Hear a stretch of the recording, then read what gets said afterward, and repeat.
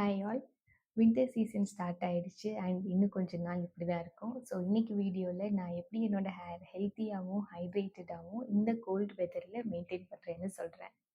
Winter can be really heart on your hair. So என்ன ஆகும்னா ரொம்ப ரொம்ப ட்ரை அண்ட் ஃப்ரிஸியாக மாறிடும் அண்ட் ஸ்ப்ளிட் அண்ட்ஸ் ஜாஸ்தியாகும். அவுட்டோரில் குளிர் அண்ட் காற்று, பட் இன்டோரில் ட்ரை ஏர், இதெல்லாம் சேர்ந்து முடிக்கு ரொம்ப ஃபாஸ்ட்டாக டேமேஜ் பண்ணும். எக்ஸ்ட்ரீம் ஹீட் மாதிரி எக்ஸ்ட்ரீம் கோல்டும் ஹேருக்கு நெகட்டிவ் எஃபெக்ட் தான் கொடுக்கும். சம்மர் டைமில் மெயின்டைன் பண்ணுறோமோ இல்லையோ, வின்டரில் கண்டிப்பாக மெயின்டைன் பண்ணணும் because of the combination weather. வின்டரில் ஹாட் ஷவர்ஸ் தான் எடுக்க முடியும், பட் அப்படி பண்ணுறப்போ மாய்ஸ்சர் ஃபுல்லாக போயிடும் அண்ட் ஈஸியாக ஹேர் பிரேக் ஆகும். இதுதான் நிறைய பேர்த்துக்கு இருக்க ஹார்டஸ்ட் ஸ்டெப்பாக கூட இருக்கலாம், எஸ்பெஷலி இந்த winter season. So start with hot water just to warm up, but wash and condition பண்ணுறப்போ வார்ம் வாட்டர் யூஸ் பண்ணலாம்.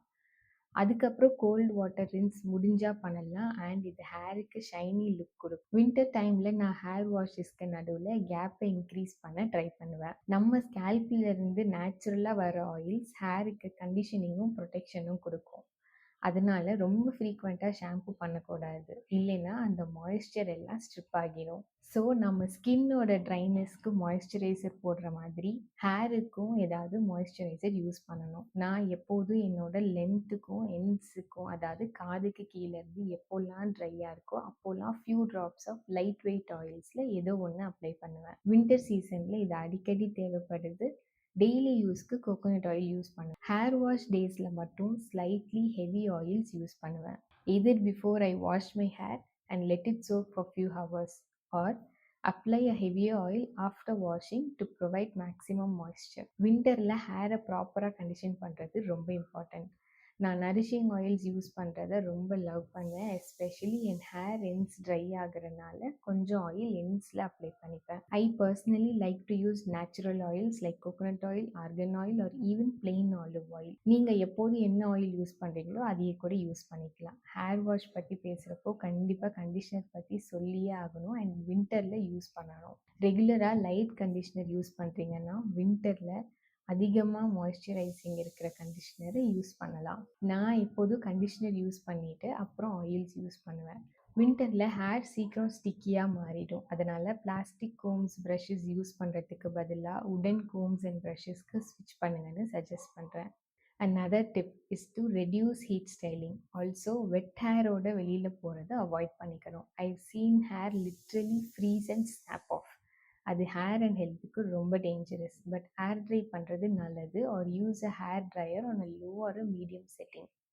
ஸ்ட்ரெயிட்னர்ஸ் அண்ட் கர்லிங் அயான்ஸ் யூஸ் பண்ணுறதை கம்மி பண்ணணும் பிகாஸ் ஹீட் டேமேஜஸ் ஹேர். எப்போதும் ஹீட் ப்ரொடெக்டர் யூஸ் பண்ணிவிட்டு டெம்பரேச்சரை லோவஸ்ட் லெவலில் செட் பண்ணி ஹேர் ஸ்டைல்ஸ் பண்ணிக்கலாம். ஹேர் வாஷ் பண்ணிவிட்டு இன்னும் வெட்டாக ஹேர் இருந்தால் முடிகிற வரைக்கும் வெளியில் போகாமல் இருக்க ட்ரை பண்ணுங்கள். வெட் ஹேர் கோல்டு வெதரில் எக்ஸ்பேண்ட் ஆகி ஃப்ரீஸ் ஆகும், அதுவே பிரேக்கேஜ்க்கு மெயின் ரீசன் ஆகும்.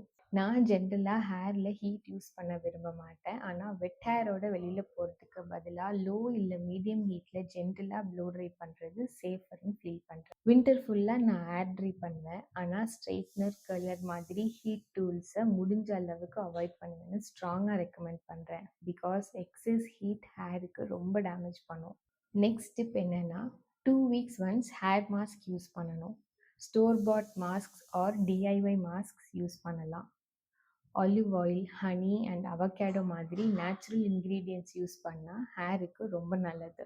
ஒரு ஹேர் டைப்புக்கும் டிஃப்ரெண்ட் டிஐஒய் மாஸ்க் ரெசிபீஸ் இருக்குது, ஸோ அது மாதிரி ஃபாலோ பண்ணிக்கோங்க. ஓவராலாக வின்டர் டைமில் நம்ம ஹேருக்கு எக்ஸ்ட்ரா லவ்வும் கேரும் கொடுக்கறது ரொம்ப ரொம்ப important. And let's not forget the scalp, அதுவுமே ட்ரை ஆகும் and needs much care.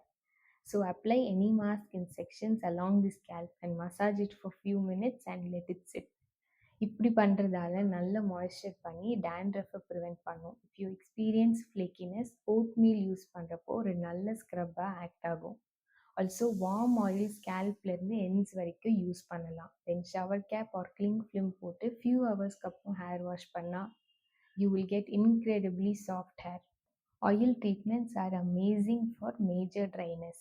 நான் வெளியே போகும்போது என்னோட முடியை ஜடை போட்டு அதை கோட்குள்ளே விட்டுட்டா முடியல கோல்ட் ஏர் படாமல் இருக்கும், இல்லைன்னா ஹேரை கேட்ச் கிளிப் போட்டு டைப் பண்ணிக்கலாம். So that scarfs, hats or கோட்ஸில் பட்டு ஃப்ரிக்ஷன் க்ரியேட் ஆகாமல் இருக்கும். லோ பன்ஸ் கூட ஒர்க் ஆகும். எப்படின்னா அது ஸ்கார்ஃப் ஆர் ஜாக்கெட்டுக்குள்ளே சேஃபாக இருக்கும். எக்ஸ்ட்ரீம் கோல்டு பிளேஸில் இருக்கவங்க தொப்பி கூட போட்டுக்கலாம். இது முடியை ப்ரொடெக்ட் பண்ணி வார்மாக இருக்கவும் ஹெல்ப் பண்ணும். பட் உள்ள அக்ரிலிக் மெட்டீரியல்ஸில் பண்ண பொருள்லாம் முடியோட உரசி ரொம்ப ஃப்ரிஸியாக மாறிடும். அதனால் எப்போதும் தொப்பி போடுறதுக்கு முன்னாடி சில்க் இல்லைன்னா சாட்டின் கேப் போட்டால் இதனால் வரக்கூடிய ஃப்ரிஸ்ஸை தடுக்க முடியும். This protects my hair like a little cocoon and it feels really nice when I take it out. So இதெல்லாம் தான் என்னோட cold weather hair care tips. I hope you enjoy this video and found the tips useful. உங்களோட biggest winter hair problem என்னன்னு comment பண்ணுங்கள். Stay warm and I'll see you in my next video.